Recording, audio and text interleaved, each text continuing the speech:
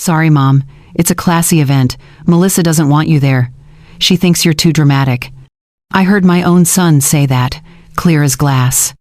I didn't scream. I didn't beg. I swallowed the sting in my throat and said one word. Understood. 2 hours later, my phone lit up with 22 missed calls, his name stacked on my screen like a joke the universe had written for me.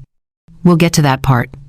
But first, before I tell you what happened next, let me ask you something. Where are you watching from right now? What time is it where you are? Maybe you're having your morning coffee, or maybe it's late at night and you can't sleep. Either way, I want you to do me a favor. If this story hits you the way I think it will, leave me a comment and let me know where you're listening from. And if you feel it, hit that like button, share this with someone who needs to hear it, and subscribe, because this is just the beginning. Trust me, you'll want to know how this ends. Now, back to that phone call. My name is Margaret Lewis. I'm 68 years old, and I live in Columbus, Ohio. That Tuesday afternoon, I was sitting at my kitchen table clipping coupons, the kind you tear carefully from the Sunday paper because every dollar still matters when you've spent most of your life scraping by. The house was quiet. The clock above the stove ticked. Somewhere outside, a dog barked. Then my phone rang. Daniel's name lit up the screen, and I'll admit, relief washed through me. It had been weeks since we'd really talked, just the two of us, weeks of rushed texts and brief voicemails. I missed my son. I missed hearing his voice for longer than 30 seconds. There he is, I said as I answered, trying to sound cheerful. I was starting to wonder if my phone company had blocked you. He didn't laugh. There was a pause, the kind that makes your stomach dip before you even know why. Hey, Mom, got a minute? Of course. How's my groom? Another pause. I heard a muffled whisper in the background. A woman's voice. Melissa. He cleared his throat. Mom, look, we needed to talk about the wedding. Finally, I said, forcing a little laugh. I was beginning to think I'd have to crash the thing. Silence again. Then another whisper, sharper this time, right near the receiver. He inhaled like he was bracing himself. So, it's a small ceremony, very elegant. Melissa is trying to keep the guest list tight. She doesn't really want you there. For a second, I thought I heard wrong. The words didn't fit together the way words are supposed to. She what? She feels like sometimes you know, make things bigger than they need to be. Bigger? I repeated. Too emotional. He rushed on. She wants it to be a classy event, no drama, and she's worried you might be, a lot. Too dramatic. Too much. Not a good fit for her pretty photos and curated guest list. My fingers went ice cold. I looked around my little kitchen, at the magnet with his kindergarten handprint still stuck on the fridge, at the coffee cup he'd painted for me in 2nd grade, the one that still said Best Mo because he'd run out of space for the other letter. So your fiance thinks I'll embarrass her, I said calmly. Is that what you think too? There was a long pause. I just don't want drama, Mom, he finally said. Please don't make this harder. We can celebrate another time, just you and me. I realized then that he hadn't called to discuss anything. He'd called to deliver a decision that had already been made in rooms I was never invited into, a decision about my presence at my own son's wedding. A decision that reduced me to a problem, an inconvenience, something to be managed. My throat burned. My pride, however, stood up straight. I understand, I said. My voice sounded steadier than I felt. Thank you for letting me know. Mom, don't be like that, he added quickly. You're not upset, right? I said I understand, I repeated. You two enjoy your classy event. I ended the call before he could answer. For a few seconds, the house felt unreal, like someone had lifted my life, turned it slightly, and set it back down crooked. The clock ticked. The dog kept barking. My hand still held the phone, but it felt like it belonged to someone else. I sat there very still until the hurt turned from liquid to something solid. This wasn't the first time I'd been treated like an accessory instead of a person. But it was the first time my own son had done it so plainly, with so little hesitation, with someone else's voice whispering instructions in the background. I stood up slowly. My legs felt distant. I walked to the sink, ran cold water over my hands, and stared out the window at the neighbor's yard where Daniel used to play when he was small. That's when I made my decision. Not out loud, not dramatically, just a quiet shift inside my chest. If they wanted distance, I could give it to them. In the only language this situation seemed to respect. Numbers. 2 hours later, while I sat at that same kitchen table with a yellow highlighter and a stack of old bank statements, my phone started buzzing. Once. Twice. By the fifth vibration, I flipped it over. By the 10th, I started to smile, just a little. By the time it finally stopped, the screen showed 22 missed calls from the son who hadn't wanted me at his wedding. Turns out, when the bank freezes a card and a venue calls to say the balance on the reception has vanished, people suddenly remember your number. But I'm getting ahead of myself. Before I tell you what I did next, I want to ask you something. If you were in my place, sitting at that table with a lifetime of sacrifices stacked in front of you, what would you have done? For most of my adult life, I have been the person in the family who figures it out. That's what people said about me. At church potlucks, at parent-teacher meetings, at the checkout line when my card declined, and I calmly pulled out cash I'd hidden in my coat pocket just in case. Oh, Margaret will figure it out. She always does. They meant it as a compliment. I wore it like armor. But nobody ever asks what happens to the person who always figures it out when everything falls apart at once. Nobody wonders what that costs. I learned the price early. My husband, Thomas, died in his sleep at 49. No warning, no goodbyes. Just a Tuesday morning when I rolled over and realized the man beside me was gone. The coroner said it was his heart. I wanted to ask why his heart had given out when mine was still beating, still expected to keep beating, still responsible for 2 teenagers and a mortgage and a truck that barely started in winter. The funeral was small. Tasteful, people said. I nodded and thanked them and served casserole afterward like a good widow should. Then I opened the mail. The insurance company sent a letter 3 weeks later, the kind written in language designed to sound apologetic while delivering a knife to the ribs. The policy Thomas had paid into for years was 1 line short of what we needed. A technicality. A missed signature on some addendum nobody explained to us. The payout was a fraction of what we'd been promised. No savings, no cushion. Just me, my apron from the diner, and a stack of bills taller than my kid's Lego tower. I had 2 choices. Fall apart or figure it out. I chose the latter because Daniel and Claire were watching. Daniel was 15 then, all elbows and energy, the kind of boy who climbed things he shouldn't and asked questions that made teachers sigh. He'd inherited his father's laugh and his terrible sense of direction. Before Thomas died, Daniel used to barrel through doorways, loud and fearless. After the funeral, something changed. He started watching me with a wrinkle in his forehead, like he could see I was 1 unpaid bill away from shattering. He got quiet in a way that scared me more than his wildness ever had. Claire, my daughter, was 13. She was the opposite of her brother. She wrote lists. She color-coded her school binders. She asked careful questions like, "Mom, do we have enough for groceries this week?" in a voice so small it broke my heart. I lied to her every single time. "Of course, sweetheart. We're fine." We were not fine. I picked up the breakfast shift at the diner on Route 23, the one that smelled like burnt coffee and bacon grease, no matter how many times they mopped the floors. I wiped syrup off tables, refilled ketchup bottles, smiled at truckers who left $2 tips and called me darling like it was my name.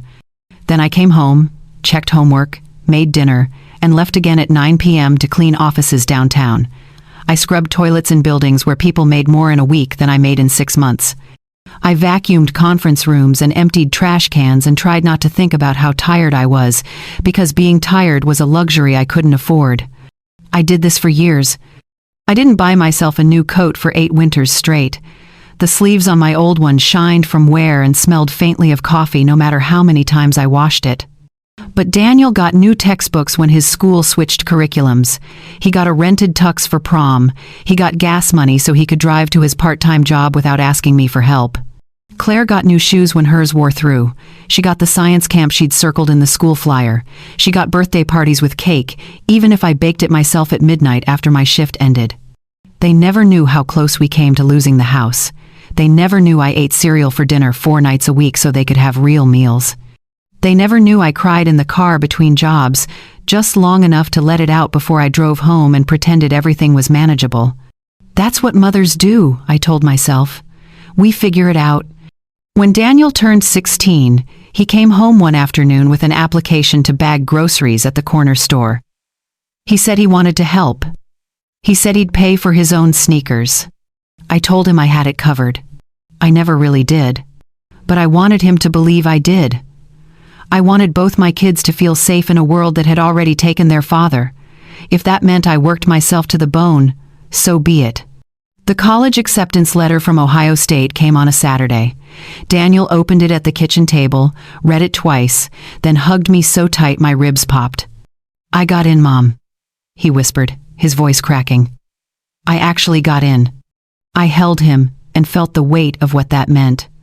Tuition, books, dorm fees, application costs we'd already stretched to cover, a future I desperately wanted him to have and had no idea how to pay for. "I'll pay you back," he promised, pulling away to look at me, "with interest. You'll see." I laughed and said what mothers are supposed to say, the line I'd heard my own mother use, the one that sounded noble and selfless. "Family doesn't keep score, honey." He believed me. I believed me. Funny how that line keeps coming back to me now, all these years later, sitting at my kitchen table with 22 missed calls glowing on my phone screen. Because somewhere along the way, I stopped being his mother and started being his emergency fund. And the worst part is, I let it happen. I confused love with sacrifice. I confused care with cash. I thought if I gave enough, worked enough, paid enough, he'd always see me as someone worth keeping close. I was wrong. Betrayal rarely arrives all at once. It leaks in through small moments you brush off, through comments you justify, through Julie you tell yourself is natural. Maybe that's why the wedding phone call shouldn't have surprised me as much as it did. Looking back, the warning signs were there, humming in the background like a refrigerator you stop hearing until it breaks. But before I show you those signs, before I walk you through how a mother becomes a wallet and a son becomes a stranger, you need to understand one thing. I loved that boy more than my own breath. I would have given him anything. And that, as it turns out, was the problem. The year Daniel started college, I opened a second savings account at the bank on 5th Street. The teller was a young woman with kind eyes who asked what I wanted to name it. I thought for a moment, pen hovering over the form. "Project Flight," I said. She smiled like she understood, though she couldn't have. Nobody could have understood what that phrase meant to me. It wasn't about airplanes or vacations. It was about giving my son wings I never had. It was about making sure when he stepped into adulthood, he wouldn't feel the ground crumbling beneath him the way I had. I started small. $20 here, $50 there. Every tip that felt generous, every extra shift I could grab, every tax refund that came in February. I funneled it all into that account and watched the numbers grow with a satisfaction that felt almost holy. This wasn't just money. This was a cushion, a safety net, a way to say, you don't have to be afraid like I was. I kept a notebook, small and spiral bound, tucked in the drawer beside my bed. On the cover, I wrote the same words in black ink, Project Flight. Inside, I tracked every deposit, every sacrifice, every choice I made to build something solid for him. The entries read like a diary of a woman trying to buy peace of mind. Skipped hair appointment, saved $60, added to account. Took third cleaning contract at law firm downtown, exhausted but worth it. Tax refund, $812, all of it goes to Daniel. I told myself this was temporary, that once he graduated and got on his feet, I could slow down, maybe even stop, maybe even do something for myself, though I couldn't quite imagine what that would look like anymore. College tuition ate through money faster than I'd prepared for. Even with his partial scholarship and the loans he took out, there were always gaps. Books that cost $300 for a single semester. Lab fees nobody mentioned until the bill came. An unexpected laptop failure right before finals. Every time he called with that apologetic tone in his voice, I told him the same thing. Don't worry about it, honey. I've got it covered. I refinanced the house to free up cash. I traded the crumbling truck for a used Prius that got better mileage and cost less to maintain. I picked up a fourth cleaning contract, this one in a downtown office tower that required me to work until 2 a.m. 3 nights a week. I was 56 years old, scrubbing floors on my hands and knees while business people slept in their warm beds, and I told myself it was worth it. Because Daniel was thriving. He made the dean's list. He joined a study group. He got an internship at a physical therapy clinic that turned into a job offer after graduation. He called me the day he got his acceptance, voice bright with pride, and said, "Mom, I did it. I'm going to be a physical therapist." I cried. Not because I was sad, but because I could hear the future in his voice. A good future, a stable one, the kind his father and I used to dream about on the porch before everything fell apart. After graduation, Daniel moved into a small apartment near the hospital where he worked. It was cramped and outdated, with a radiator that clanged and neighbors who fought through the walls. He never complained, but I could hear the strain in his voice when he talked about rent and student loan payments and how little was left at the end of each month. That's when I made the decision. I'd been saving for years by then. Project Flight had grown beyond what I'd imagined, thanks to a small inheritance from my aunt and the sale of a piece of land Thomas's family had left us. I sat down with my notebook and did the math. I could buy him a place, not huge, but decent, a condo near his work, something he could live in without the weight of a landlord or the fear of rent increases. It took me 3 months to find the right one. A 2-bedroom unit in a quiet complex with parking and a little balcony that overlooked a courtyard. The asking price was $650,000, more than I'd ever spent on anything in my life. I put it in my name, not because I didn't trust him, but because I wanted to protect it, keep it safe, make sure nobody could take it from him if something went wrong. When I handed him the keys, he stared at them like they might disappear. "Mom, I can't accept this," he said, shaking his head. "This is too much." "You're not accepting it," I corrected gently. "You're living in it. I want you to start your adult life without feeling like you're standing on a trapdoor." He cried that day, actual tears. He kissed my cheek and said, "You're the best, Mom. I swear I'll make you proud." I thought I already was. Over the next 2 years, I kept helping. His student loans had ballooned to over $80,000, the interest compounding faster than he could manage. I started making extra payments on his behalf, sometimes $1,000 at a time, chipping away at the balance without telling him exactly how much I was contributing.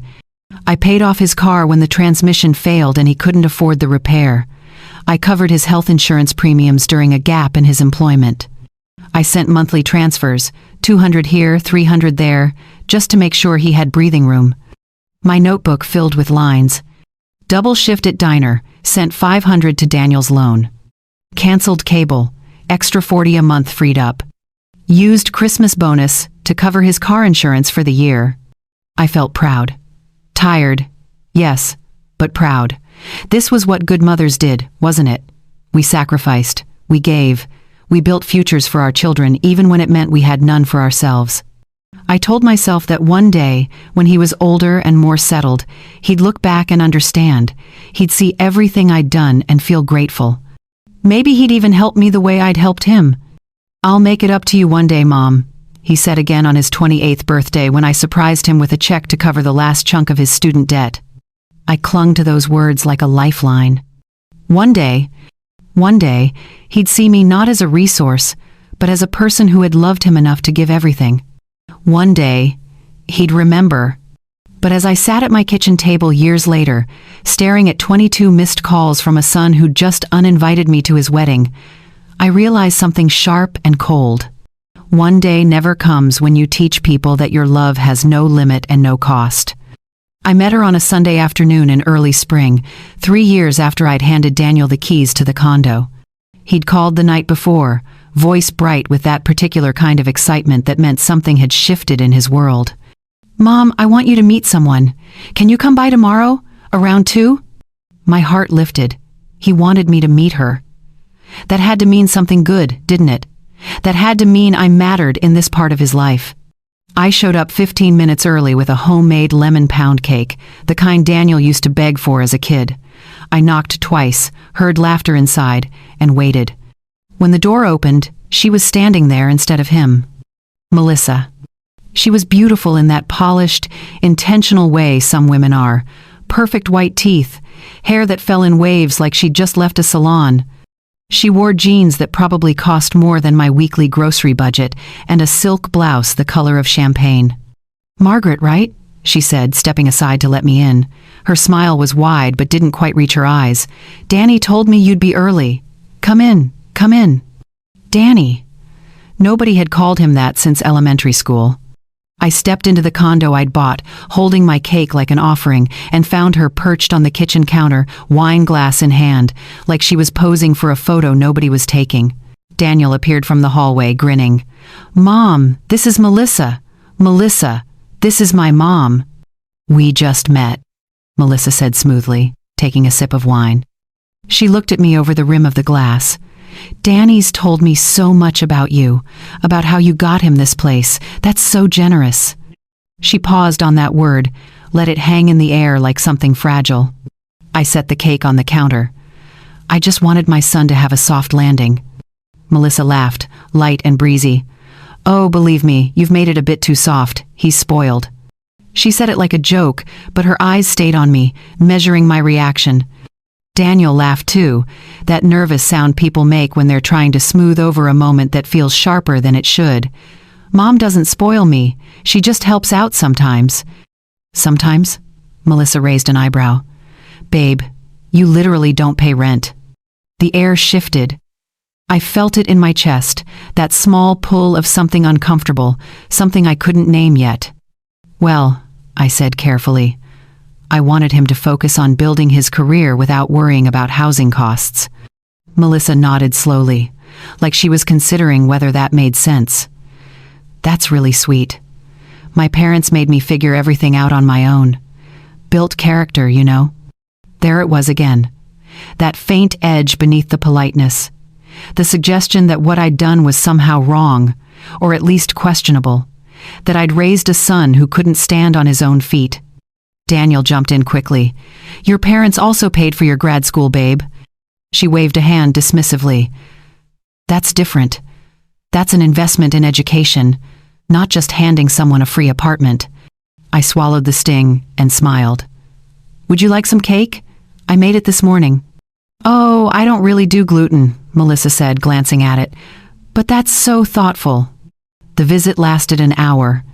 I sat on the couch I'd helped him pick out in the condo I'd purchased, listening to Melissa talk about her job in marketing, her spin class, her upcoming girls' trip to Nashville.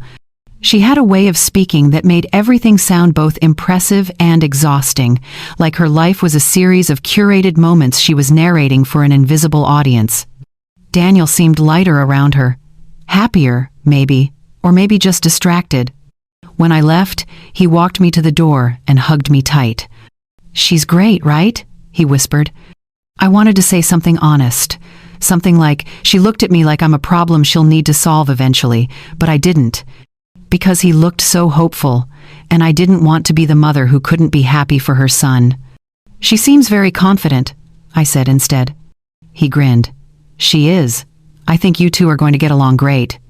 I nodded and left, and on the drive home, I replayed her words in my head. Too soft. Spoiled. Free apartment. I told myself I was reading too much into it. That she was just one of those direct people, the kind who said what they thought without a filter. That I needed to give her a chance. So I tried. Over the next few months, I showed up when I thought I could be useful. I brought casseroles when Daniel mentioned they were working late and too tired to cook. I ironed his dress shirts when their laundry room flooded and they were overwhelmed. I mailed Melissa a birthday card with a spa gift certificate inside, hoping it might soften whatever distance I felt growing between us. She texted me a thank you. Just 2 words and a smiley face. Daniel called less often. When he did, the conversations were short. "Can't talk long, Mom. We're meal prepping." "Hey, sorry, we're heading out. I'll call you later." later never came. And when I did manage to reach him, Melissa's voice was often in the background, light and sweet, saying things like, "Babe, tell your mom we'll visit soon," in a tone that suggested soon was a polite way of saying never. I started noticing small things. The way Melissa would answer his phone when I called, her voice syrupy, "He's in the shower, Margaret. I'll have him call you back." He never did. The way she'd post photos of them at brunches and dinners and weekend trips without ever mentioning me, even when I'd been the one who paid for the gas or slipped Daniel money to cover the hotel. I told myself this was normal, that couples created their own worlds, that I was being oversensitive. But then there were the comments. Small ones. Casual ones. The kind that felt like paper cuts. "Danny and I are trying to be more independent. You know, stand on our own. We're thinking about what it means to be a real partnership without outside help." Outside help. That's what I'd become. Not his mother. Not someone who loved him. Just outside help that needed to be phased out. I started trying harder. I sent thoughtful texts. I offered to babysit their dog when they traveled. I asked questions about Melissa's work, her hobbies, her family. I wanted her to see me as safe.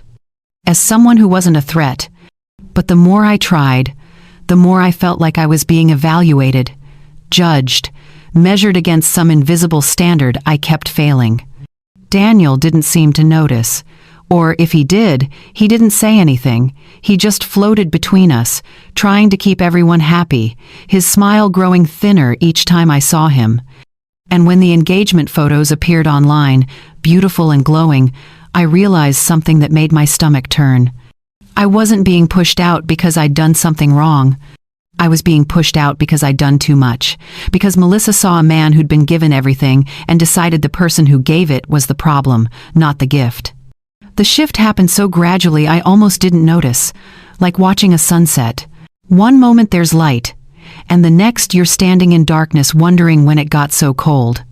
The phone calls changed first. Daniel used to call on Sunday evenings, our standing tradition since he'd left for college. We'd talk about his week, my week, nothing profound, just the comfortable back and forth of two people who knew each other's rhythms. Those calls used to stretch past an hour sometimes, meandering through topics until one of us finally said, "I should let you go." Then they became 30 minutes, then 20, then 10. "Hey Mom, can't talk long, we're about to head out."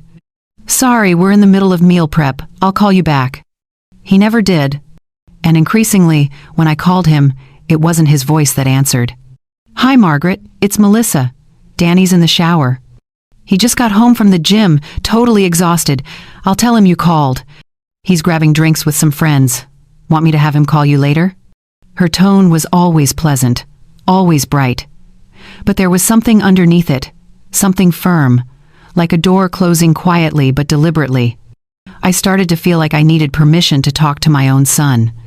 The engagement announcement appeared on my phone at 9:30 on a Thursday night. I was folding laundry in front of the television, some cooking show I wasn't really watching, when the notification lit up my screen. Daniel had posted a photo, him on one knee beside a river, Melissa with her hand over her mouth, the ring catching the golden hour light. The caption read, "She said yes. Luckiest man alive." 342 likes already. Comments pouring in. Friends and strangers congratulating them, asking about dates, calling them perfect. My phone didn't ring. I stared at the photo for a long time, waiting for the call that should have come first. The excited voice saying, "Mom, guess what?" The chance to hear the news from him instead of from an algorithm. It didn't come. I told myself it was fine. Young people lived online. This was how they shared news now. I was being old-fashioned, expecting phone calls and private moments when everything was public and immediate. I scrolled to the comment section and typed, "Congratulations, sweetheart. I love you so much. She's a lucky woman." I added a heart emoji, then deleted it, then added it again. Posted. I waited for a response. Like, anything. Nothing came. 2 days later, he finally called. I was in the middle of scrubbing the kitchen floor when my phone buzzed. "Mom, hey, sorry I didn't call sooner. It's been insane." "Congratulations, honey," I said, trying to keep my voice light. I saw the photos. They're beautiful. Thanks. Yeah, it was perfect. Melissa planned the whole thing. Of course she did. So when's the big day? I asked. We're thinking next fall. She wants an outdoor ceremony. Something elegant. We're just starting to look at venues. That sounds lovely. If you need any help with planning or costs or anything, you know I'm here. There was a pause. I heard Melissa's voice in the background, muffled but insistent. Actually, Mom, Melissa's got it pretty under control. Her mom is helping a lot. You know how it is, mother of the bride stuff. Mother of the bride stuff, as if the groom's mother was just a spectator. Right, I said quietly. Well, let me know if there's anything I can do. For sure. Listen, I gotta go. Love you. The call ended before I could say it back. Weeks turned into months. I heard nothing about venue choices, color schemes, guest lists, or dates. Radio silence, except for the occasional text from Daniel asking how I was doing, surface level and brief. So I did what I always did when I felt helpless. I sent money. I started transferring extra into his account each month, 300 instead of 200, then 400, then 5. I told myself it was for wedding expenses. Deposits and down payments and all the costs that come with planning something big. I wanted to be useful. I wanted to be part of it, even if I couldn't be in the room where decisions were being made. One afternoon, Daniel called to thank me for covering the venue deposit. Mom, you didn't have to do that, he said, though his relief was obvious. I wanted to, I said. It's your wedding. I want it to be everything you've dreamed of. Melissa's really excited. The place is gorgeous. You're going to love it. You're going to love it. Future tense, like I'd be there. Like I was included. I held on to those words. A month later, I got a text. Mom, can you help with the florist? They need a deposit by Friday. I sent the money that afternoon. $2,000. Another text a few weeks after that. Melissa found her dream dress, but it's a little over budget. Any chance you could help? I helped. $4,000. I never asked to see the dress. I never asked to come along to fittings or tastings or planning meetings. I just sent what they needed and waited for the thank you text that always came hours later, brief and distant. Then Claire called. It was a Sunday morning. I was rolling out biscuit dough, flour dusting my counters, when my daughter's name appeared on my screen. Hey, sweetheart, I answered. What's going on? Mom. Her voice was low, careful. Have they talked to you about the wedding? Like actual details? A little, I lied. Why? She exhaled slowly. Because Melissa's mom posted in some Facebook group about the seating chart. I saw a screenshot. Mom, I zoomed in, your name isn't on it. My hands stilled on the dough. Maybe it's not the final version, I said, hearing how hollow that sounded. Maybe, Claire replied, but the silence that followed said everything. Did Daniel say something to you? I asked. No, but I've been trying to talk to him about it, and he keeps dodging. Says Melissa's handling all the planning and he's staying out of it. I pressed my palms flat against the counter. Flour stuck to my skin. I'm sure it's just an oversight, I said. I'll ask him about it. Mom, you've sent them thousands of dollars. You should be more than on the seating chart. You should be helping plan the thing. She was right, but I couldn't let myself believe what that meant. Not yet. I'll talk to him, I repeated. But I didn't. Because I was afraid of the answer. Afraid that if I asked directly whether I was invited, he might say no. And as long as I didn't ask, I could pretend the silence meant something other than what it obviously meant. So I kept sending money, kept answering texts, kept pretending everything was fine. Even as the freeze-out continued, even as the distance grew colder, even as I started to realize I wasn't being included in the wedding, I was being tolerated long enough to pay for it. The morning started ordinary enough. I woke at 6, made coffee in the pot that took 3 tries to brew right, and sat at the kitchen table with the newspaper. Outside, the neighbor's sprinkler system kicked on, that familiar rhythmic clicking that marked every Tuesday morning in the summer. I should have felt calm. Instead, there was a tightness in my chest I couldn't name. The wedding was 2 months away. I knew this because Melissa had posted a countdown on social media. 63 days until she became Mrs. Daniel Lewis, complete with a photo of her ring and a champagne glass. I still hadn't received an invitation. I told myself it was coming, that they were waiting to finalize details, that any day now a cream-colored envelope would appear in my mailbox with my name written in elegant script. But deep down, in that place where mothers keep the truths they don't want to speak aloud, I knew.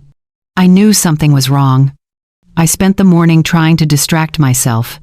I sorted through old coupons, clipping the ones that hadn't expired, tossing the rest. I wiped down counters that were already clean. I rearranged the jars in the pantry by size, then by label, then back again. Anything to keep my hands busy and my mind quiet. That's when my phone rang. Daniel's name on the screen sent a jolt through me. Relief, hope, maybe even joy. Finally, I thought. Finally, he's calling to talk about the wedding. To ask me about my dress, about whether I wanted to ride with Claire, about what I thought of the venue. I answered on the second ring, forcing brightness into my voice. What followed wasn't a conversation. It was a verdict. I don't need to tell you every word again. You heard it in the beginning. The careful tone, Melissa's whispered instructions in the background. The words classy event and too dramatic, falling from my son's mouth like they'd been rehearsed. But what I didn't tell you was what happened inside me while he spoke. There's a moment when betrayal hits, where your body knows before your mind catches up. My hands went cold first, then my face flushed hot. My throat closed like I'd swallowed something sharp. I looked down at the table, at the coupons I'd been organizing, and suddenly they seemed ridiculous, pathetic. Here I was, clipping 25 cents off dish soap, while my son stood in a condo I'd purchased, planning a wedding I'd funded, and told me I wasn't good enough to attend. The word that kept echoing in my head wasn't classy or dramatic. It was reclassified. That's what had happened. Somewhere along the way I'd been reclassified, not as his mother. Not as the woman who'd raised him, fed him, worked herself to exhaustion so he could have a future. I'd been reclassified as a problem, an embarrassment, something to be managed and eventually removed. When he asked if I was upset, I almost laughed. Upset didn't cover it. Upset was for missed phone calls or forgotten birthdays. This was something else entirely. This was the moment I realized I'd spent 30 years building a relationship with someone who saw me as optional. But I didn't say any of that. I said, I understand. Those two words were not surrender. They were a choice. A deliberate, controlled choice to stop begging for a seat at a table I'd bought and paid for. When I ended the call, the house fell silent in a way that felt almost suffocating. I sat there for a long time, staring at nothing. Then I stood and walked through the room slowly, like I was seeing them for the first time. In the living room, there was a framed photo from Daniel's high school graduation. Him in his cap and gown, arm around my shoulders, both of us grinning. I'd worked a double shift the night before that photo was taken. My feet had ached so badly I could barely stand, but I'd smiled anyway because this was his day. In the hallway, there was the handprint magnet on the fridge, made in kindergarten, his tiny fingers pressed into clay. The paint had faded, but I'd never replaced it. On the bookshelf, a coffee mug he'd made in second grade. Best Mo, because he'd run out of room for the other letters. I still used it every morning. I walked into my bedroom and pulled the shoebox from the top shelf of the closet, the one labeled Project Flight. Inside were years of my life, reduced to numbers on paper, bank statements, loan payment receipts, mortgage documents, my worn notebook with its careful columns and hopeful notes in the margins. I sat on the edge of the bed and opened the notebook. Extra shift. Worth it for his future. Skipped dentist appointment. Used money for his textbooks. No vacation this year. Sent him emergency fund instead. Page after page of sacrifices I'd made willingly, lovingly, believing they were building something that mattered. I'd given him everything, and somehow that had made me worthless. Because when you teach someone that your love has no price and no limit, they stop seeing it as love. They see it as a resource, something to be used when convenient and discarded when inconvenient. I thought about Melissa's words that first day we met. You've made it too soft. He's spoiled. She'd been right. I had spoiled him. Not with things, but with the belief that he could take and take and take without ever being asked to give anything back, not even basic respect. Not even a seat at his own wedding. My hands trembled as I flipped through the statements. The condo purchase, the loan payments, the monthly transfers, the wedding deposits. Numbers that told a story I'd been too blind to see. I was funding a life that had no room for me in it. The hurt in my chest began to harden into something else, something colder, something that felt almost like clarity. I reached for my phone, not to call Daniel back, but to scroll through my contacts until I found a different name. Robert Finch, my attorney. The man who'd helped me after Thomas died, who'd always said gently, "Margaret, you need to protect yourself too." I'd never listened before. I'd always put Daniel first. Not anymore. I pressed call and waited. "Hello, this is Robert Finch." "Robert," I said, my voice steadier than I expected. "It's Margaret Lewis. I need to ask you some questions about what I'm legally allowed to take back." Robert answered on the third ring, his voice warm and professional in that way lawyers have when they're billing by the hour, but genuinely, like you. "Margaret, it's good to hear from you. What can I help you with?" I looked down at the shoebox spread across my bed, papers fanned out like evidence at a crime scene. "I need to understand what's mine," I said, "legally, on paper, what I'm allowed to protect." There was a pause. Robert had known me for 15 years, had helped me navigate Thomas's death and the insurance mess that followed. He'd drawn up my will, handled the house refinance, witnessed every major financial decision I'd made since I became a widow. "Are you all right?" he asked carefully. "I'm fine," I said. "I'm just done being taken for granted." Another pause, longer this time. Then, "Tell me what's going on." I did. Not all of it, not the emotional weight or the wedding invitation I'd never received or the word dramatic still burning in my chest. Just the facts. The condo I'd purchased in my name, the monthly transfers, the wedding expenses, the years of support that had turned into expectations. And now, I finished. I need to know what I can take back. Robert didn't speak right away. I heard the sound of papers rustling, a drawer opening. "Margaret, the condo is yours. Your name is on the deed. You're not obligated to let anyone live there. Rent-free, family or otherwise. Can I ask him to leave?" "Yes, you'd need to give proper notice. 30 days in Ohio, but yes, it's your property." I wrote that down on a scrap of paper. 30 days. What about the money I've been transferring? If it's coming from your accounts and you're the one authorizing it, you can stop at any time, no explanation required. And the wedding expenses? He exhaled slowly. If you paid deposits directly to vendors and your name is on those contracts, you can cancel them. You might lose some deposits depending on the vendor's policies, but you're within your rights. I felt something shift inside me. Not relief exactly. Something sharper. Control. "What about my will?" I asked. "What about it?" "I want Daniel removed as executor. I want to make sure if something happens to me, he doesn't have access to anything." There was a long silence on the other end. "Margaret," Robert said gently, "are you sure about this? These are significant steps. I've never been more sure of anything in my life." "All right. We can update your will, change the executor to Claire or a neutral party, adjust beneficiaries if you want, but I need to ask. Is there any chance you'll regret this in a few months when emotions settle?" I looked at the notebook in my lap, at the years of entries written in my own hand. Skipped car repair, sent money to Daniel instead. Worked through the flu, couldn't afford to miss a shift, sent extra $200. Tax refund, all of it to his student loans. "No," I said quietly, "I won't regret it." "Then let's schedule a time for you to come in. We'll go through everything, make sure you're protected." "How soon can we do this?" "I have an opening Thursday at 10. "I'll be there." After I hung up, I sat in the silence of my bedroom and started adding up numbers. The condo purchase price,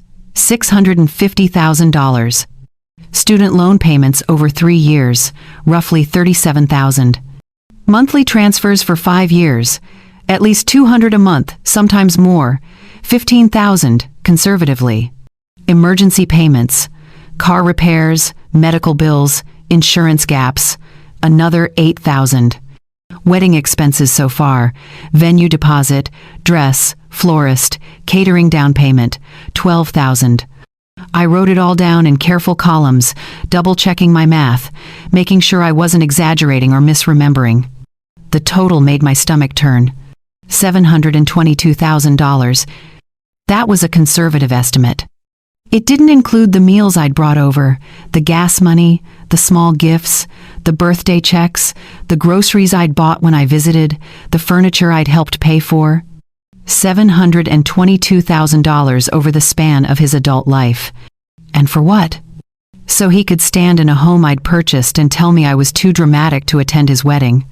So his fiance could drink wine in a kitchen I'd paid for and call him spoiled while benefiting from every dollar I'd sacrificed.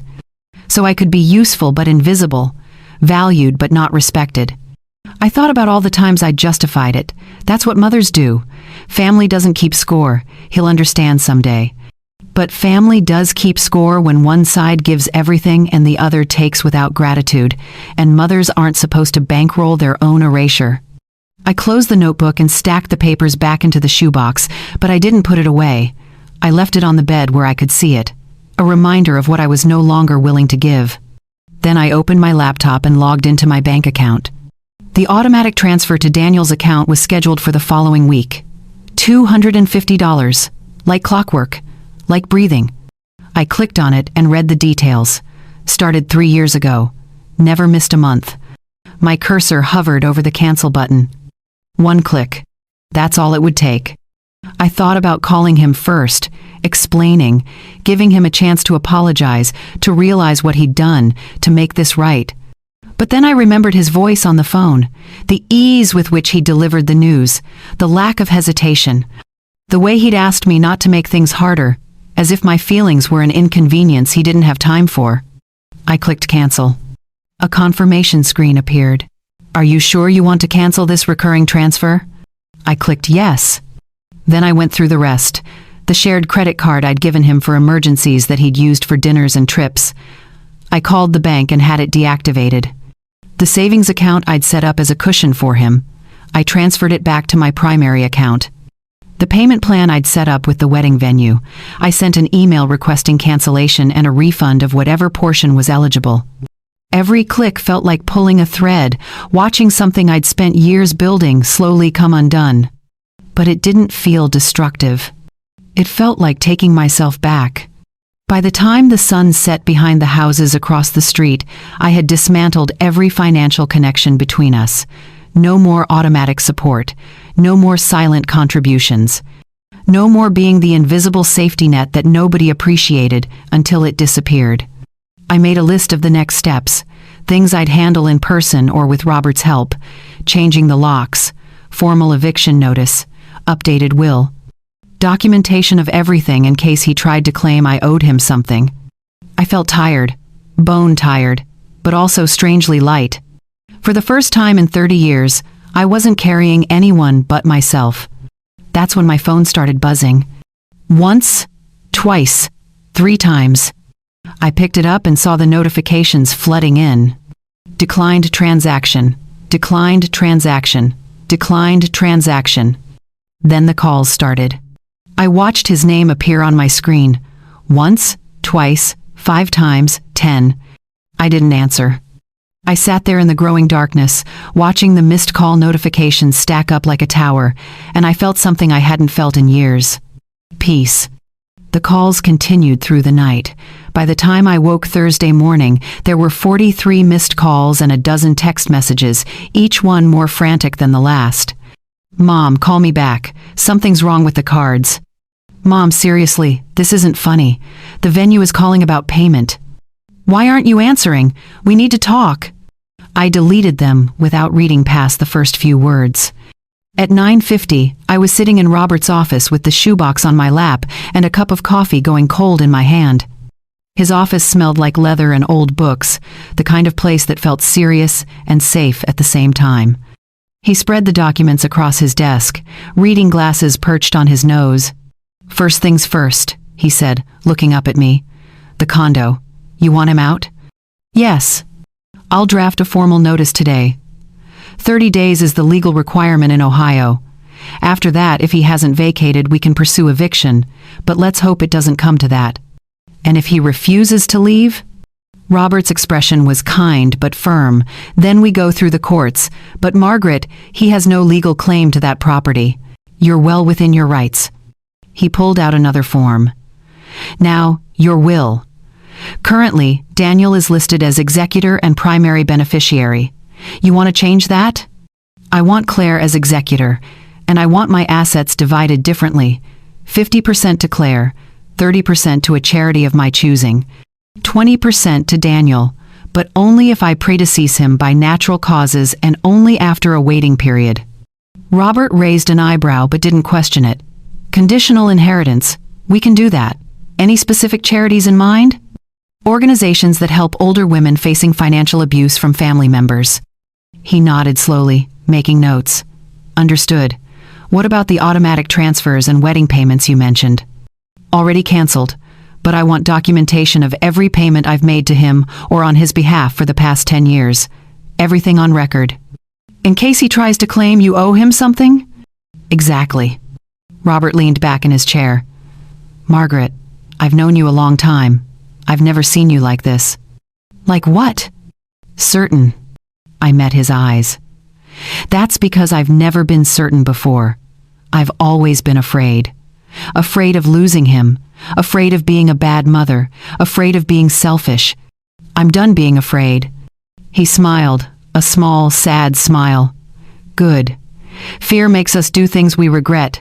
Clarity doesn't." 2 hours later, I walked out of his office with copies of everything. The eviction notice would be delivered by certified mail the next morning. The will was updated and notarized. The payment records were compiled into a single document that showed exactly how much I'd given over the years. My next stop was the bank. The manager, a woman named Patricia who'd helped me refinance the house years ago, ushered me into her office with a concerned expression. "Mrs. Lewis, your son has been calling. He says there's been some kind of mistake with his accounts." "There's no mistake," I said calmly. "I've removed my financial support. I need to make sure he has no access to any accounts with my name on them." Patricia's eyebrows lifted slightly, but she was professional enough not to pry. "Of course. Let me pull up your accounts." We went through everything. The joint checking account I'd opened years ago for emergencies. Closed. The credit card with his name as an authorized user. Canceled. The savings account where I'd been depositing his cushion money. Transferred entirely to my primary account. "Is there anything else you'd like to secure?" Patricia asked. "I want alerts set up for any attempts to access my accounts or use my information, and I want a note in my file that I'm the only person authorized to make changes." "Done." She typed for a few minutes, then looked up. "Mrs. Lewis, if you don't mind me saying, it takes courage to set boundaries like this." "It takes exhaustion," I replied. "Courage comes later." From the bank, I drove to the florist Daniel and Melissa had chosen, a trendy place downtown with succulents in the window and price tags that made my stomach hurt. The owner recognized me immediately. "Mrs. Lewis?" "Hello. We've been trying to reach you about the final payment for the arrangements." "I'm canceling the order," I said. Her face fell. "Oh, is everything all right? The wedding is only 2 months away." "The wedding can proceed however they'd like, but I won't be paying for it." "I see. Well, unfortunately, the deposit is non-refundable. $3,000. "I'd expected that." "I understand. Consider it a very expensive lesson." She processed the cancellation while I stood there, feeling lighter with each signature. Next was the venue, then the caterer, then the photographer. At each stop, the reaction was the same: surprise, concern, and then the inevitable statement about non-refundable deposits. By the end of the day, I'd lost nearly $8,000 in deposits I couldn't recover. It was worth every penny. That evening, I called Claire. She answered on the first ring. "Mom, Daniel's been trying to reach you. He's kind of freaking out." I know. What's going on? I told her everything. The phone call about the wedding, the decision to stop funding a life that had no room for me, the steps I'd taken to protect myself. She was quiet for a long time. Mom, are you sure about this? Completely. He's going to be furious. He's going to be a lot of things. But Claire, I need you to understand something. I'm not doing this to punish him. I'm doing this because I finally realized that love without respect isn't love at all. It's just servitude. I get it, she said softly. I just wish it hadn't come to this. So do I. Do you want me to talk to him? No, this is between him and me, but I need to know you're okay with the changes to my will. You made me executor? Yes, and I've left the majority to you with a portion to charity. Mom, you don't have to do that. I want to. You've never asked me for anything, Claire. You've never treated me like an ATM or made me feel like my worth was tied to my wallet. That matters. I heard her breath catch. I love you, Mom. I love you too, sweetheart. After we hung up, I sat in the quiet of my living room and felt the weight of the week settle over me. Tomorrow, Daniel would receive the eviction notice. Tomorrow, he'd realize this wasn't a mistake or a momentary anger. Tomorrow, he'd understand that I was serious. But tonight, for the first time in longer than I could remember, I wasn't waiting for his call. I wasn't hoping for his approval. I wasn't trying to earn my place in his life. I was simply existing, whole and separate, on my own terms. The phone buzzed one more time. His name flashed across the screen. I turned it off and went to bed. The wedding was scheduled for 3 p.m. on a Saturday in late September. I woke that morning to sunlight streaming through my bedroom window and the sound of birds arguing in the oak tree outside. For a moment, before I fully opened my eyes, I forgot what day it was. Then I remembered. Today was the day my son was getting married without me. I expected the thought to hurt more than it did. Instead, I felt strangely calm, like I'd already grieved this loss in the weeks leading up to it and had nothing left to mourn. I got out of bed, made coffee, and sat at the kitchen table with the newspaper, the crossword puzzle, local news about a farmer's market opening downtown, an article about autumn festivals in nearby towns. Normal, quiet, mine.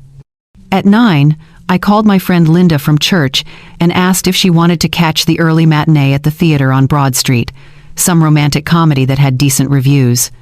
She said yes without asking why. I was suddenly free on a Saturday afternoon. I appreciated that about Linda. She never pried. The movie started at 11.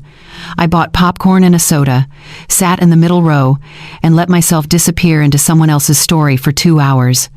A story where misunderstandings got resolved and people said the things they needed to say, and everything worked out in the end. When the credits rolled, I checked my phone out of habit. 17 missed calls, all from Daniel. 4 text messages from Claire. I opened Claire's messages first. Mom, are you okay? Daniel's losing his mind. Vendors are calling him. The venue is threatening to cancel. He keeps saying there must be a mistake. Call me when you can. I typed back a simple response. I'm fine. At the movies. Talk later. Then I scrolled to Daniel's messages. I didn't read them. I didn't need to. I could imagine what they said. Panic, accusation, desperation.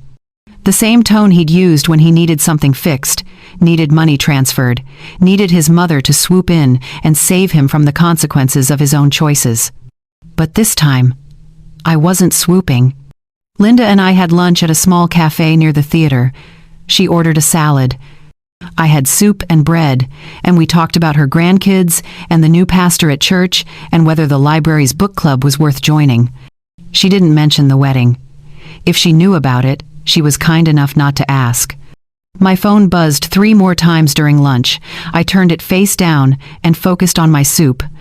At 2:30, I was home, changed into comfortable clothes, and sitting in my backyard with a book I'd been meaning to read for months. The sun was warm, the air smelled like cut grass, and somewhere down the street, kids were laughing. It should have been strange, being this calm on a day that was supposed to matter so much. But it wasn't, because I'd already decided what mattered, and it wasn't watching my son marry someone who'd convinced him I was an embarrassment. At 3:15, my phone rang again. I glanced at the screen. Daniel. I let it ring through to voicemail. At 3:20, it rang again. Again. I let it go. By 4 o'clock, the missed calls had climbed to 22. 22. The number felt almost poetic, like the universe was underlining the irony of a son who'd gone weeks without calling me, now unable to stop. Claire called at 4:30. This time, I answered. "Mom," she said, her voice tight. "It's a disaster." "What happened?" "The venue coordinator showed up and said the final payment never went through. Melissa's mom tried to use a credit card, but it was declined. Daniel's cards aren't working either. They're scrambling to figure out how to pay for everything." "And the ceremony?" "It happened, kind of. They moved it to the gazebo outside because they couldn't use the indoor space without payment. Half the guests left early because there's no reception. The caterer packed up and left. The photographer is refusing to hand over the pictures until someone pays him." I should have felt triumphant, vindicated, some rush of satisfaction at watching everything fall apart. Instead, I just felt tired. "How's Daniel?" I asked quietly. "Furious, embarrassed. Melissa's crying. Her mother keeps making phone calls, trying to fix things. Daniel keeps saying this is all a mistake, that you wouldn't do this on purpose." "But it's not a mistake." "No," Claire said. "It's not." There was a pause. I heard voices in the background, sharp and frantic. "He knows it was you, doesn't he?" I asked. "Yeah, he figured it out about an hour ago. Mom, he's going to come over." "Let him." "Are you sure?" "I'm sure. This conversation is long overdue." After I hung up, I sat in the backyard for another hour, watching the shadows lengthen across the grass. I thought about the woman I'd been a month ago. The one who would have dropped everything, rushed to the venue, pulled out her credit card, and fixed the whole mess while apologizing for whatever inconvenience her existence had caused. That woman was gone. In her place was someone who understood that you can't fix people who don't want to be fixed. You can't earn love from people who see you as a resource instead of a person. And you can't keep giving pieces of yourself away until there's nothing left and expect anyone to notice you're empty. The sun set in shades of orange and pink. The air cooled. Crickets started their evening song. My phone stayed silent. At 8, I went inside, locked the doors, and made myself a cup of tea. I sat at the kitchen table with the newspaper crossword I'd abandoned that morning and filled in the remaining squares. 12 across. Boundary, 5 letters. Limit. I wrote it in carefully, the letters fitting perfectly into their spaces. Then I turned off my phone completely, something I almost never did, and carried my tea upstairs. For the first time in years, I slept deeply. No dreams, no interruptions, no wondering if someone needed something from me. Just sleep, quiet and complete. When I woke the next morning, I knew 2 things with absolute certainty. Daniel would come to my door, and I was ready. They came on Tuesday.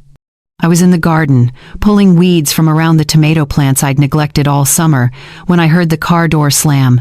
Then another, 2 doors, 2 people. I didn't look up. I kept working, my hands deep in the soil, watching an earthworm tunnel back into the dark. Footsteps on the driveway, fast and heavy. Then the doorbell. Once, twice, 3 times in rapid succession, the kind of ringing that said patience had already run out. I stood slowly, brushed the dirt from my knees, and walked to the front door. Through the frosted glass, I could see their shapes. Daniel, tall and rigid. Melissa beside him, arms crossed. I opened the door. Daniel's face was red, his jaw tight. He looked like he hadn't slept. Melissa's makeup was perfect, but her eyes were cold, assessing me like I was something she'd stepped in. "Mom," Daniel said, his voice shaking. "We need to talk." "All right," I said calmly. "Come in." They stepped inside like they owned the place, Melissa's heels clicking on the hardwood floor I'd refinished myself 5 years ago. We stood in the living room. I didn't offer them seats. This wasn't a social call. "What you did was unforgivable," Daniel started, his hands clenched at his sides. You humiliated us. You ruined our wedding. Do you have any idea what that day was supposed to mean? I have some idea, I said evenly, considering I paid for most of it. Melissa's eyes flashed. You pulled funding at the last second like some kind of petty control freak. We had guests there, Daniel's colleagues, my family. Do you know how embarrassing it was when the venue coordinator announced there was a payment issue? I imagine it was very embarrassing, I replied. That's all you have to say? Daniel's voice rose. You destroyed the biggest day of our lives, and you're just standing there like it's nothing? I didn't destroy anything, Daniel. I simply stopped paying for an event I wasn't invited to. We explained that, Melissa cut in. It was a small ceremony, intimate. We couldn't invite everyone. But you could invite enough people to need a venue that seats 200, I said quietly. You could invite colleagues and distant cousins and friends from college. You just couldn't invite me. Daniel ran his hand through his hair, a gesture he'd done since he was a boy when he was frustrated. You're twisting this. Melissa wanted a certain vibe, a certain aesthetic. We didn't think you'd understand. An aesthetic I was too dramatic to fit into. Melissa stepped forward. Look, Margaret, I know you're upset, but this is between you and Daniel. You didn't need to punish me for his decision. I almost laughed. Punish you? Melissa, I've never punished anyone. I simply stopped volunteering to be invisible while funding your visible life. You canceled everything, Daniel said, his voice breaking slightly. The flowers, the photographer, the caterer. We had to scramble to find alternatives. Melissa's parents had to cover costs we weren't prepared for. Her mother had to call in favors just to salvage the reception. Then her mother got to feel what I've felt for years, I said. Useful. This isn't about feeling useful, Daniel shot back. This is about you being vindictive because you didn't get your way. My way? I repeated, and for the first time, my voice rose slightly. My way would have been a phone call before the engagement announcement. My way would have been a conversation about wedding plans. My way would have been being treated like your mother instead of your emergency contact for financial bailouts. We've always appreciated everything you've done, he said, but it sounded hollow even to him. Appreciated, I said slowly. Is that what we're calling it? Daniel, do you have any idea how much money I've given you over the years? I never asked you to do any of that. You're right, you didn't ask, you just accepted. The condo, the loan payments, the monthly transfers, the wedding deposits. You took it all without question and somehow convinced yourself I owed it to you. Melissa's expression shifted slightly, something calculating behind her eyes. If you're expecting us to pay you back, that's not going to happen. Gifts don't come with strings. You're right, I said. Gifts don't. But respect does. And the moment you decided I was too embarrassing to stand beside you in public, you lost access to my gifts. Family doesn't keep score, Daniel said, and I recognized the phrase immediately, my own words thrown back at me like a weapon. I looked at my son, really looked at him, and saw a stranger wearing a familiar face. You're right, I said quietly. Family doesn't keep score. But you started keeping score the moment you decided my presence was worth less than my money. You kept score every time you answered Melissa's calls but ignored mine. You kept score when you took thousands of dollars for a wedding and didn't think I deserved an invitation. That's not fair, he said. Fair? My voice stayed calm, but something hard crept into it. I worked 2 jobs for 15 years so you could have a future. I wore the same coat for 8 winters so you could have new textbooks.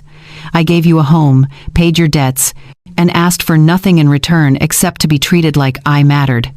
And when you finally had something that mattered to you, you told me I was too dramatic to attend. Melissa opened her mouth to speak, but I held up my hand. I don't want to hear about aesthetics or intimacy or any other excuse you've invented to make this sound reasonable. You made a choice. I'm simply respecting it. By cutting us off completely? Daniel's eyes were wet now. By making sure we couldn't even have a decent wedding? You can have any wedding you want, I said. You just can't have it on my dime while excluding me from my own son's life. So this is it? He asked. You're just done with me? I'm done being treated like an ATM with an inconvenient personality attached.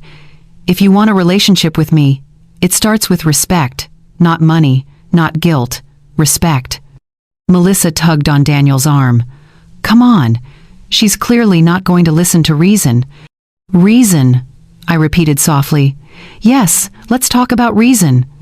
You're standing in a house I've owned for 30 years, angry that I won't fund a lifestyle you've never earned, while calling me unreasonable. The irony is almost beautiful. Daniel looked at me one more time, something broken in his expression. I thought you loved me. I do love you, I said, and meant it. But I finally love myself enough not to disappear just to make you comfortable. They left without another word. Melissa's heels clicked across the floor, the door slammed, the car engine started. I stood in the quiet of my living room and realized my hands weren't shaking. Through the window, I saw my neighbor, Mrs. Smith, standing on her porch, watering her plants. She caught my eye and gave me a small nod, the kind that said she'd heard enough to understand. I nodded back. Then I went to the kitchen, made myself lunch, and ate it slowly at the table where I'd raised 2 children and buried 1 husband, and finally, at 68 years old, learned to say no. The phone calls from relatives started 2 days after the confrontation. First was my cousin Janet, who I hadn't spoken to in 3 years, but who suddenly had deep concerns about my mental health. Margaret, honey, Daniel called me. He's worried about you. He says you've been acting erratic, making irrational financial decisions. I was folding laundry when she called, sorting socks into pairs with the kind of mindless focus that comes from years of muscle memory. I'm fine, Janet, but thank you for checking. He says you cut him off financially without warning, that you sabotaged his wedding. Sweetie, that doesn't sound like you. It sounds exactly like someone who finally set a boundary. There was a pause. But he's your son. Don't you think you're being a bit harsh? He made one mistake. He didn't make a mistake, Janet. He made a choice. And I'm making mine. Family is supposed to forgive, she pressed. Family is also supposed to respect each other. I'll be here when he's ready to do that. She sighed, the kind that said I was being difficult. Well, I hope you reconsider. It would be awful to lose your relationship with your son over something like this. After we hung up, I wondered how much of the story Daniel had actually told her. I doubted he'd mentioned the wedding uninvitation or the years of financial support. Just the part where his mother suddenly became unreasonable. My brother called next, then Thomas's sister, then someone from church whose name I barely recognized. Each conversation followed the same script: concern, gentle pressure, the suggestion that I was overreacting, that I should be the bigger person, that families work through things. Nobody asked for my side of the story. They'd already decided I was wrong. To the ones I cared about, I explained calmly. I didn't shout or cry or justify myself beyond the basic facts. To the ones calling out of obligation or curiosity, I simply said I appreciated their concern and ended the conversation. But it was the social media post that made Claire call me, her voice tight with anger. Mom, have you seen what Melissa posted? I don't follow her on anything, I said. Well, she didn't name you directly, but it's obvious who she's talking about. It's all over her page. Claire read it to me, her voice dripping with disgust. Some people will do anything for control, even destroy their own family's happiness. It's heartbreaking to watch someone choose bitterness over love. Praying for those who hurt us, because clearly they're the ones who need it most. The post had hundreds of likes. Comments poured in from people who had no idea what had actually happened, offering sympathy and support. That's so manipulative. Stay strong, girl. Toxic people never change. I felt a flicker of anger, but it died quickly. What did I expect? That she'd tell the truth? That she'd admit they'd uninvited me to a wedding I'd largely funded? Let her post whatever she wants, I told Claire. People who know me will ask for my side. People who don't aren't worth worrying about. But Mom, she's making you look like a villain. Only to people who were never going to understand anyway. Still, the comments stung. Strangers calling me toxic. Friends of Melissa's sharing the post with their own commentary about entitled parents and ungrateful older generations. Daniel shared it with a simple comment. Sometimes the people you love the most hurt you the deepest. I stared at those words for a long time. He really believed he was the victim in this story. A week later, I I received a letter from an attorney I didn't recognize. My stomach dropped when I opened it, but Robert had prepared me for this possibility. The letter claimed that the condo had been given to Daniel as a gift, that I had no right to evict him, and that my sudden withdrawal of financial support constituted emotional and financial abuse. I read it twice, then called Robert. "They're threatening legal action," I said, keeping my voice steady. "Let me see it." I took a photo and sent it to him. 5 minutes later, he called back. "This is a scare tactic. The condo is in your name. The deed is clear. They have no case." "What about the financial abuse claim?" "Ridiculous. You're under no legal obligation to support an adult child. You can give or withdraw financial help as you see fit. This letter is designed to intimidate you into backing down."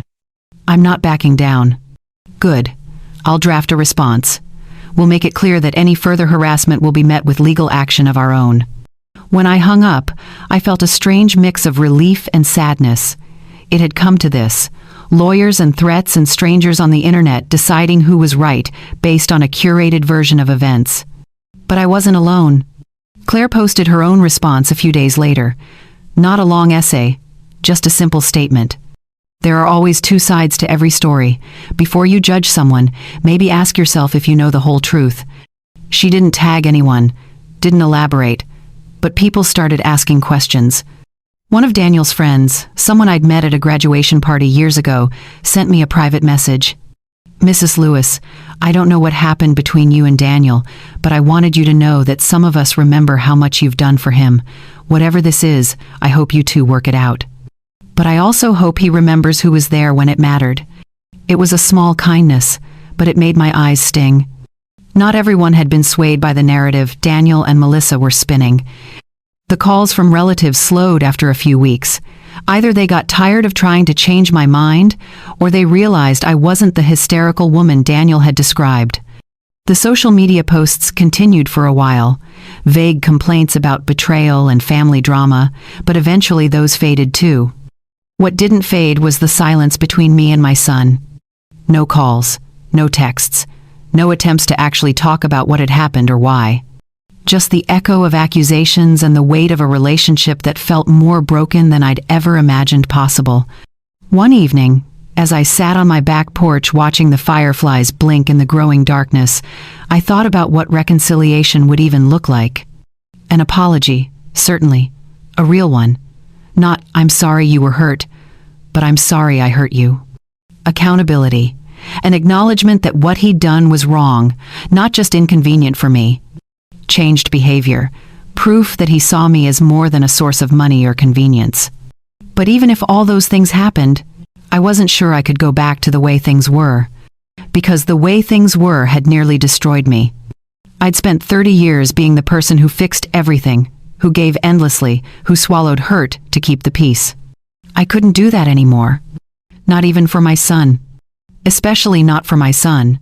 As the last of the daylight faded and the stars began to appear, I made myself a promise. I would leave the door open for reconciliation, but I would never again beg someone to walk through it. Not even him. 9 months later, I bought myself a new coat. It sounds like such a small thing, doesn't it?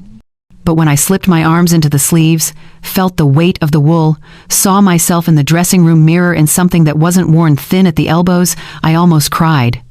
The saleswoman asked if it fit all right. "It's perfect," I said, and I meant it. That coat became a symbol of everything that had changed, not just in my closet, but in my life. The condo situation resolved itself more quietly than I'd expected. Daniel moved out 3 weeks after receiving the eviction notice, leaving the keys on the kitchen counter without a word. I hired a cleaning service, repainted the walls, and listed it as a rental property. A young nurse named Keisha signed a lease 2 months later. She reminded me a little of Claire, organized and thoughtful, the kind of person who sent the rent check 5 days early and texted to ask if she could plant flowers in the courtyard. The rental income went into a new account, one I labeled Margaret's Future in my banking app. I used some of it for things I'd denied myself for years. A weekend trip to Niagara Falls with Linda, a pottery class at the community center that met Thursday evenings. A standing monthly donation to an organization that helped older women escape financial abuse from family members. That last one mattered most. I'd found the charity online while researching my own situation, stumbled across stories from women who'd given everything to their children or grandchildren only to be discarded once the money ran out. Women who'd lost their homes, their savings, their dignity. I read their stories and saw myself in every single one. So I gave. Not just money, but time. I started volunteering twice a month, helping women navigate legal resources, sitting with them while they made hard phone calls, reminding them that setting boundaries wasn't selfish. One woman, Patricia, was 72 and had been living in her car after her son sold her house out from under her using power of attorney. She cried in my arms the day she signed the lease on a small apartment funded by emergency assistance. "I thought loving him meant letting him take everything," she whispered. "I know," I said. "I thought that too."